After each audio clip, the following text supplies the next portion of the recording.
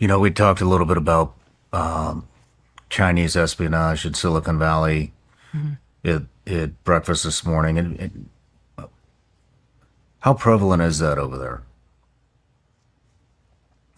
It's pretty prevalent. From what I've heard from people I know, inside the DoD and various agencies, there are more spies in Washington, D.C. than any other city in America, and number two is Silicon Valley. Man.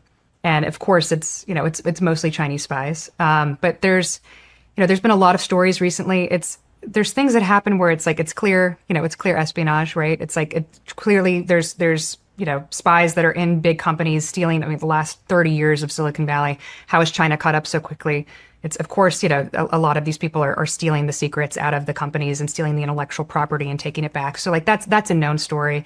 I think the areas that are even more shocking are how the universities play into this, how, there was a story actually in the Stanford Review, which is a student paper at Stanford, that was saying like there are known agents on, like basically spies in Stanford campus that are either professors or working with professors where they are, stealing AI secrets from Stanford.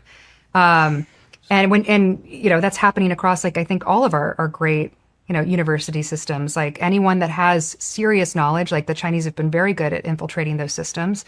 I also think like the thing that's sort of misunderstood about Silicon Valley is because it's such an open culture, anyone can come and anyone can sort of, have a coffee and learn about things and kind of infiltrate the culture. And so there is also this cultural aspect in Silicon Valley where I was sharing, in like 2015, 2016, when I was, more open about that I was, investing in deep tech and different things. I would always get these emails from like, random, Chinese venture capitalists. It happens less now, but like Chinese venture capitalists who had a small venture capital firm and, they were from China and like you didn't know where the money was from, but they were really interested in your companies and they wanted to learn more.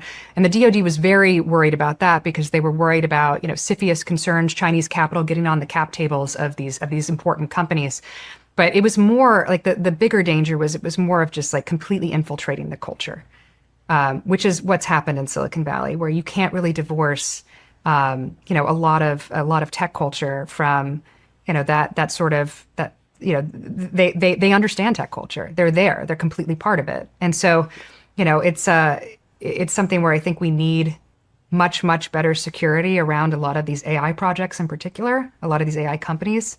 It's clear that they're being targeted for espionage purposes. It's clear that like, how did the Chinese catch up so quickly? It's like this is again a whole of society sort of project for them. And Silicon Valley, like this, I'd say it's sort of a Pollyanna view.